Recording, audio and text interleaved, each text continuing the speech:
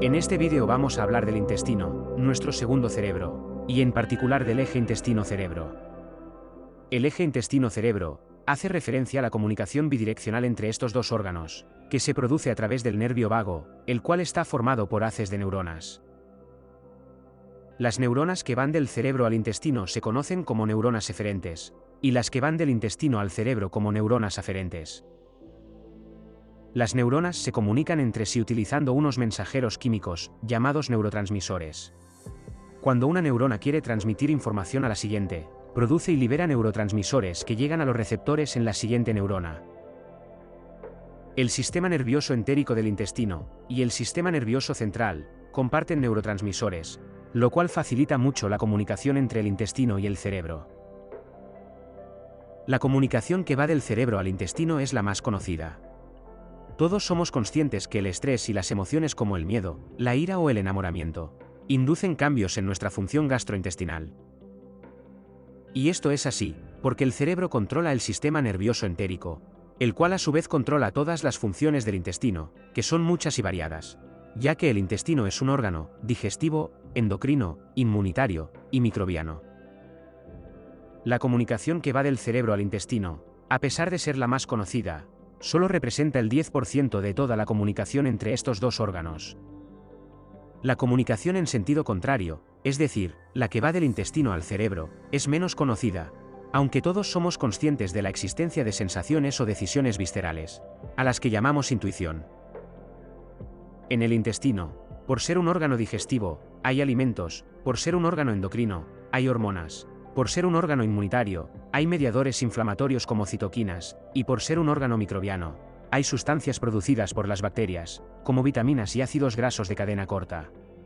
Todos estos productos pueden influir en la producción de neurotransmisores por el sistema nervioso entérico, y debido a que cerebro y sistema nervioso entérico comparten neurotransmisores como la serotonina, pueden influir en la información que llega al cerebro.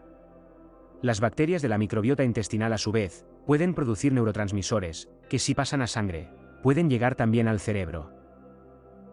La comunicación que va del intestino al cerebro, a pesar de ser la menos conocida, representa el 90% de la comunicación total entre estos dos órganos.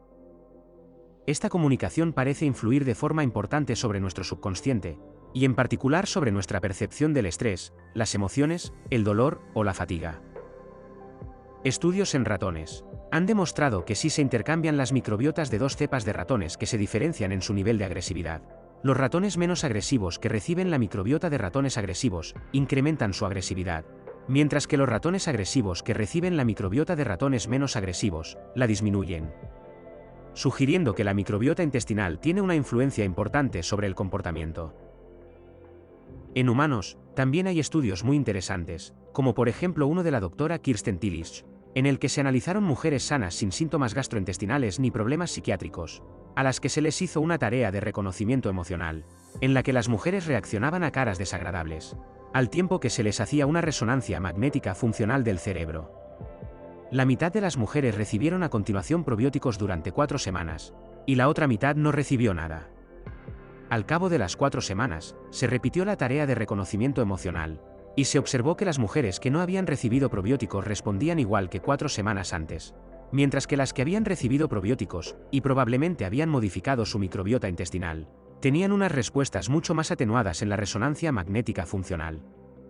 Lo cual respalda un efecto de la microbiota intestinal sobre nuestro subconsciente. En personas afectadas de esclerosis múltiple, se han descrito alteraciones gastrointestinales con inflamación, y por tanto cantidades más elevadas de citoquinas en el intestino, y también disbiosis en la microbiota intestinal, es decir, una alteración en la frecuencia de ciertas bacterias intestinales, que puede alterar la cantidad de vitaminas, ácidos grasos de cadena corta así como neurotransmisores, producidos por estas bacterias. Estas alteraciones a nivel intestinal pueden afectar a la producción de neurotransmisores en el sistema nervioso entérico y la información que llega al cerebro, y por tanto a la comunicación entre intestino y cerebro. Y una comunicación alterada entre estos dos órganos puede influir en el subconsciente de las personas afectadas de esclerosis múltiple, y alterar la percepción que tienen sobre el estrés, las emociones, el dolor o la fatiga.